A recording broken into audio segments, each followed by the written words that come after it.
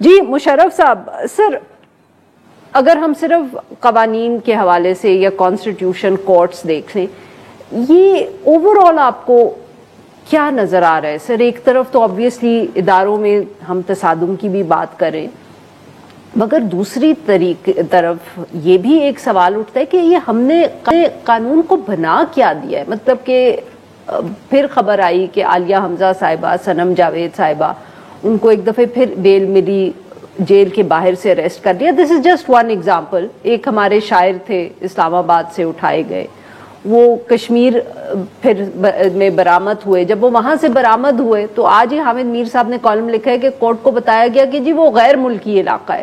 I mean it seems as if the law can just be twisted whichever way we want. جی بالکل ایسا ہی ہے، اور یہ اب سے نہیں اور 9 مئی کے بعد سے نہیں، یہ کئی سالوں سے ایسا ہی تھا. لیکن پچھلے ادوار میں شاید یہ پائلٹنگ فیز میں تھا. کسی علاقے میں ساہیوال میں ایک پاکستانی جو ہے وہ ہلاک ہو جاتا ہے، مار دیا جاتا ہے. اس پر کوئی احتساب جو ہے کسی طرح کا یا عدل و انصاف نہیں ہوتا.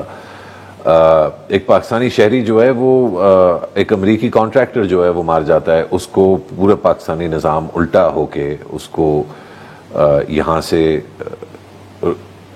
یعنی کہ روانہ کیا جاتا ہے. ایک پاکستانی پولیس والا ہے، وہ اغوا ہوتا ہے، بیرون ملک جو ہے اس کو اغوا کر کے لے کے لوگ چلے جاتے ہیں.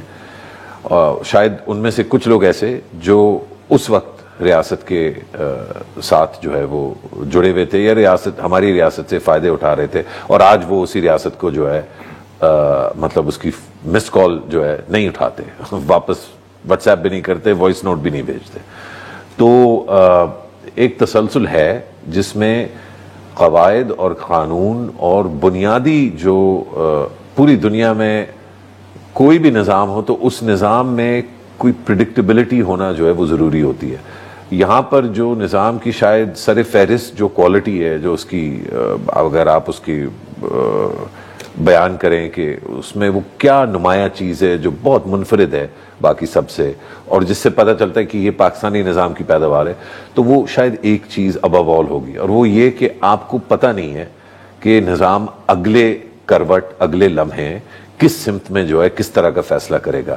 جس پروجیکٹ کو اتنے محبت اور پال پوس کے کچھ لوگ کہتے ہیں 90 کی دہائی سے، مجھے لگتا ہے 2011 کے بعد تو بہت ہی محنت کر کے اور بہت ہی واضح طور پہ، مطلب اس میں کوئی تکلف کا کوئی عنصر نہیں تھا، ریاست نے ایک چیز جو ہے شروع کی جس سے وہ شفافیت اور پاکستانیت پاکستانی سیاست میں واپس لے کے آنا چاہتے تھے.